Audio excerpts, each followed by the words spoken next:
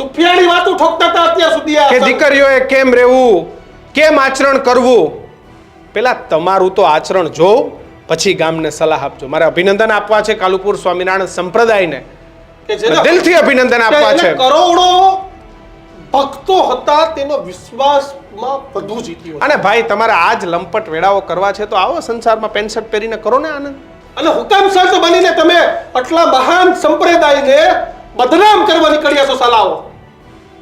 તમારા ધંધા કરવા છે જેના કારણે કિશન જ્યારે સમાચાર ચાલે ત્યારે એક તરફ કેટલા એવા સ્વામિનારાયણ સંપ્રદાય એક તરફ એવા કેટલા સાધુ સંતો કે જે બિચારા આ હિન્દુ સનાતન ધર્મને આગળ લઈ જવા માટે દેશ અને દુનિયામાં તનતોડ મહેનત કરે છે.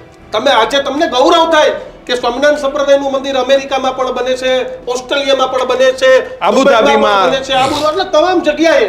એ ચાહે વડતાલ સ્વામિનારાયણ સંપ્રદાયનું હોય, કાળુપુરનું હોય કે પછી બાપ્સનું હોય, પણ ત્યાં લખાય છે સ્વામિનારાયણ મંદિર. અને છેલ્લે તો હિન્દુ ભાઈ કેસરીઓ ભગવો છે, સનાતન. અને જ્યારે વિશ્વ ફલક પર સનાતન ધર્મનું આટલી મોટી વાત થતી હોય ત્યારે આવા વેપાર વચ્ચે ખબર છે કે સ્વામી આવ્યા તો એરપોર્ટમાં એર હોસ્ટેસ સાથે સેલ્ફી લેતા હતા. ક્યાં તમારે ક્યાં આચરણ છે ભાઈ આ બધાય? એર હોસ્ટેસ સાથે તમારા ફોટા, કોઈ પર સ્ત્રી સાથેના ફોન વાયરલ, નંબર વાયરલ થાય.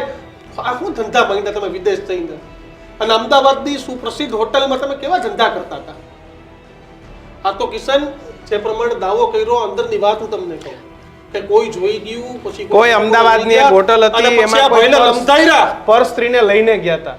એ સ્ત્રી વિશે આપણે કોઈ વાત નથી કરવી, કઈ નથી કારણ કે સ્ત્રી કે સંસારમાંથી મૂકી નહીં હતી. હા, અને એનું પરિવાર ડિસ્ટર્બ થાય એટલે આ બધી ચર્ચાઓ કરવાનો કોઈ વિષય નથી. દાવો કર્યો કિશન બાપુનગરની આ સ્ત્રી હતી. હા, અને લગભગ તો ભક્ત જ હતી કે જેને પોતાની જાણમાં ફસાવીને.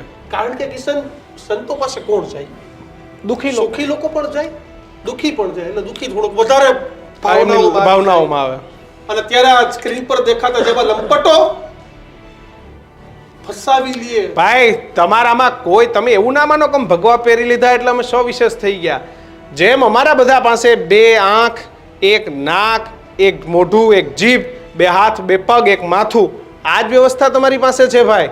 સંત બનો એટલે કે ત્રીજું નેત્ર નથી આવી જતું.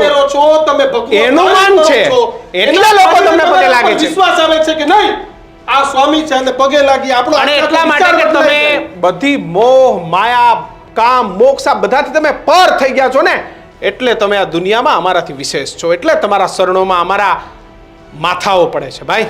એમનેમ કંઈ તમે એટલા કે તમારા શરીરથી તમે કોઈ એટલા થોડા અલગ છો.